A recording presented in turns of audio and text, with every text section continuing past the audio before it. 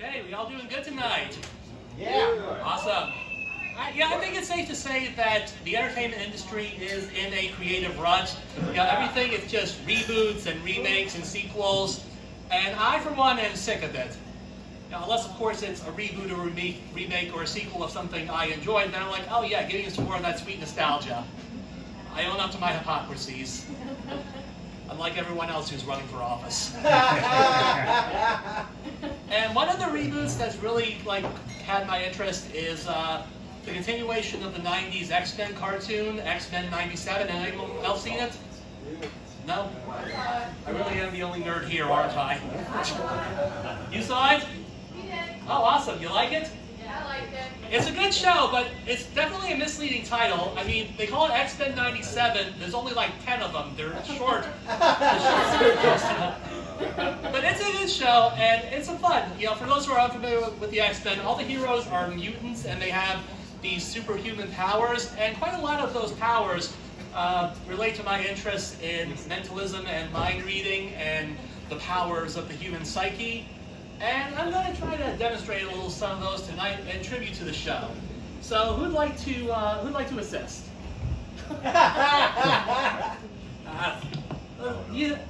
Okay, come on up. Come on up.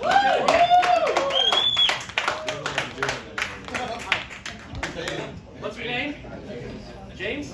Oh, what a coincidence. Two Jameses. Now, James, are you familiar with the X-Men in any way? Kinda, okay. Well, for those who are a little unfamiliar, the leader of the group is Professor Charles Xavier, and he is the most powerful telepath in the world. He can read the minds of anyone.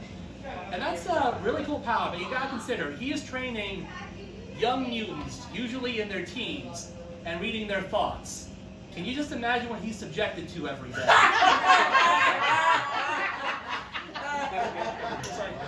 It's like, okay, Johnny, you did very well in the danger room, but I accidentally looked into your thoughts, and now I understand why you shouldn't search for Sonic the Hedgehog if safe search is off. But he is not just able to read people's minds, he's also able to influence their minds, project his thoughts into others. And I'm going to try that with you today. All right, so got a deck of cards here. I have to carry one of these, Magician's Law. It's not a full deck though. I've only got the aces with me. Get them out. So we got ace of clubs, ace of hearts, ace of spades, ace of diamonds, and I'm going to try to implant a thought for one of these cards for you to pick. Okay? See it? See it? And sent. And now, choose your ace. Ace of clubs. Now, did you feel that was a free choice? Yeah. That's what I want to do to think. I influenced you, and to prove it, please read what is written on the back of the card box. You will pick the ace of clubs. Don't worry, I only use my powers for good, not evil. There are some more powers I'd like to explore, and James, why don't you pick our next participant? Right there. Come on up. I want to give a round for James and give it up for our next participant.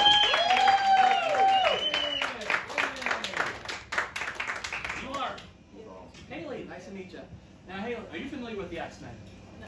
No? Okay. Well, Professor Charles Xavier has an arch nemesis who's known as Magneto. He has power over electromagnetic forces, and he is a serious threat. And you know that he is because he actually gave himself a supervillain name with Nito in it, and he's still taken seriously. I mean, let's be honest, the Fantastic Four would not feel threatened at all by a guy calling himself Dr. Groovy. No, just like Magneto, I'm going to attempt to manipulate magnetic forces. I have two little brass rings here. Can you check them together? Can you check them, make sure they're normal? They don't stick together. Put them together. No? You're not getting it to anyone. Okay, that means I grabbed the wrong ones, but I'll see if I can make it work. I'm using these rings as just like a little conduit. Try to channel the electromagnetic forces. This is all total BS, but I hope it makes the trick impressive. Let's watch. touch the one ring next to it, hold it there, and channel the forces.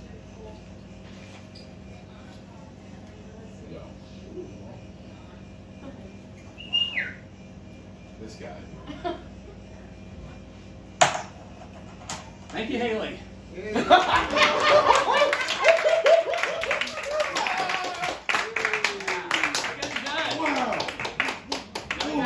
God! Okay, and now we got one more thing I want to do, and I'm going to need Sarah's help with this. Sarah, could you bring up your pen? Oh, my pen. Okay, hold on. Yeah. Yeah. I got a pen. Oh, I got a pen. No, I got a pen. okay, perfect. Set. Thank you. All right, everyone give it up for Sarah again. Yeah. There's one more character I want to talk about, and that's Jean Grey. You know who Jean Grey is? Sounds familiar. But... She is another psychic. She has the power to, basically move objects with her mind, use psychic blasts. She's very powerful, and that means she gets reduced to being love interest most of the time and getting killed off for drama. Women in comics, you know. Yeah, exactly. She's very popular though, because she's a redhead, and redheads in comics tend to get the most fans. Seriously, if you ever go online and you see people complaining about how in a comic movie adaptation they change a character who was a redhead in the comics to a different hair color, they go ballistic. It's not like they have better things to do. But I'm going to try to harness my inner Jean Grey and move this pen with the power of my mind. It might not be that impressive, I'm still working on it, but focus, and... Ooh. Did I touch that at all? You did not touch that. Thank you. That's... Hell yeah! Welcome to it. Thank you, Sarah. Thank you, everyone.